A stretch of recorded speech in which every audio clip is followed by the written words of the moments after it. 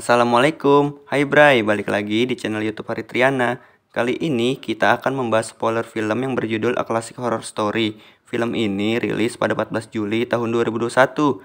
Sebelum kita ke tahap pembahasan film ini, gue menyarankan lo untuk menonton film tersebut secara full. Karena dengan menonton film secara keseluruhan, Anda akan mendapatkan sensasi yang berbeda.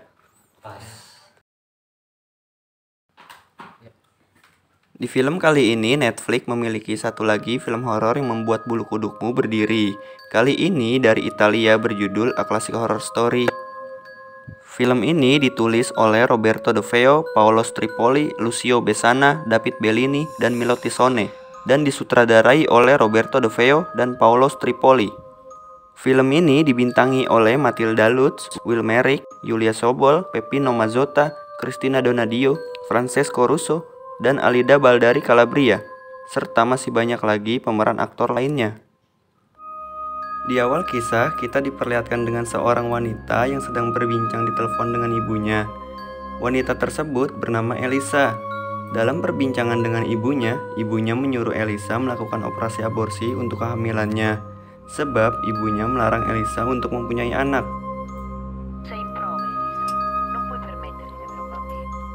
Elisa pun berniat untuk melakukan perjalanan ke Calabria bersama dengan keempat temannya yang baru saja dia kenal. Mereka berada di dalam sebuah bus travel. Keempat temannya tersebut bernama Riccardo, Fabrizio, Sofia, dan Mark. Di tengah perjalanan menuju Calabria, mereka tidak sengaja mengalami kecelakaan, dan mereka pun tidak sadarkan diri. Ketika mereka sadar, mereka sudah tersesat di tengah hutan. Lalu salah satu dari mereka yang bernama Mark mendapatkan luka di kakinya akibat kecelakaan mobil tersebut. Kemudian, scene diperlihatkan sebuah rumah kayu. Di situ pun mereka mencoba mencari bantuan ke rumah tersebut. Namun tampaknya mereka tidak menemukan seseorang di rumah tersebut.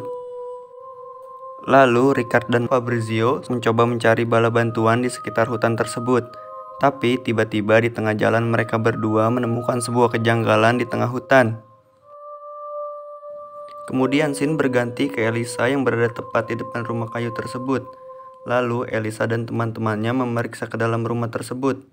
Namun mereka menemukan sebuah kejanggalan berupa patung rusa dan foto sekumpulan orang bertopeng rusa. Lalu scene berganti malam. Mereka berlima berdiam di dalam mobil untuk mengharapkan bala bantuan. Di saat itu pun Fabrizio ingin buang air kecil, dan Fabrizio pun keluar dari mobil untuk buang air kecil.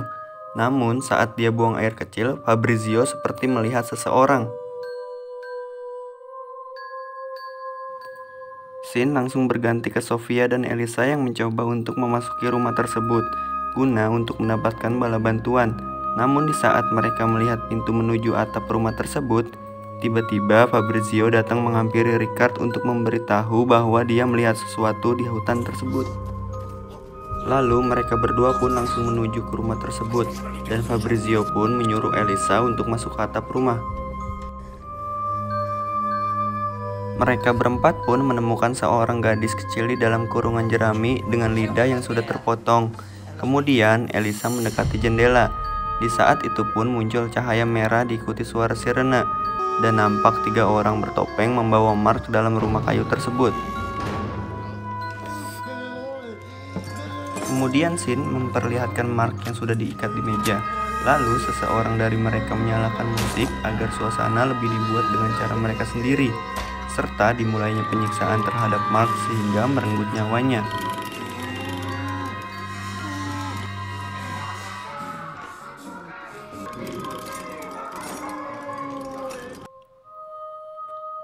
Hari berganti pagi, suasana sedih dan khawatir pun terjadi.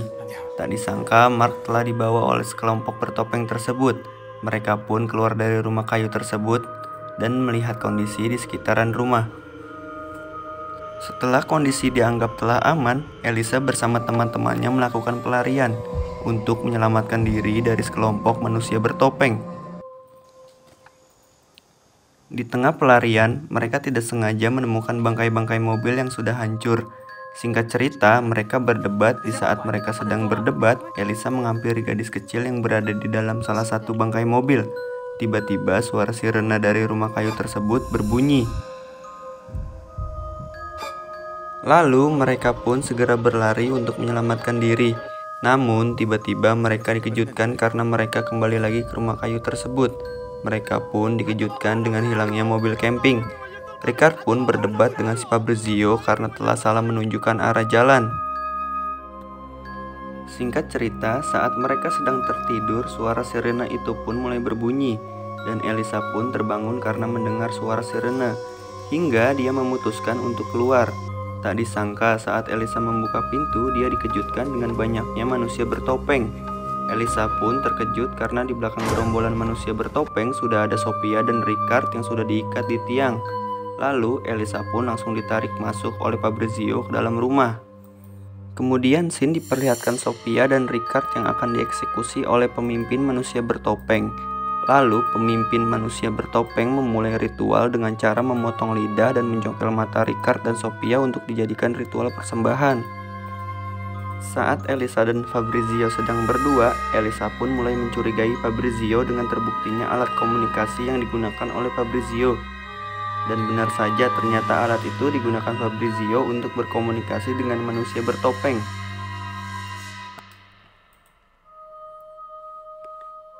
Dan ternyata dalang dari semuanya adalah Fabrizio. Lalu Fabrizio menyuruh manusia bertopeng untuk membawa Elisa. Singkat cerita, Elisa pun terbangun dengan tangan yang sudah dipaku. Dan di depan Elisa sudah banyak orang yang sedang makan. Lalu seorang wanita tua menghampiri Elisa dan berkata dia adalah ibu dari semua orang. Elisa mencoba untuk meminta tolong, namun wanita tua tersebut hanya mengabaikannya. Dan dari salah satu sekumpulan orang tersebut membawa Elisa ke dalam rumah. Lalu Elisa pun diperlihatkan sebuah layar di depannya yang menampilkan sebuah video yang ternyata ini adalah sebuah skenario film yang dibuat oleh si Fabrizio. Lalu layar pun berganti dengan munculnya si Fabrizio di layar tersebut.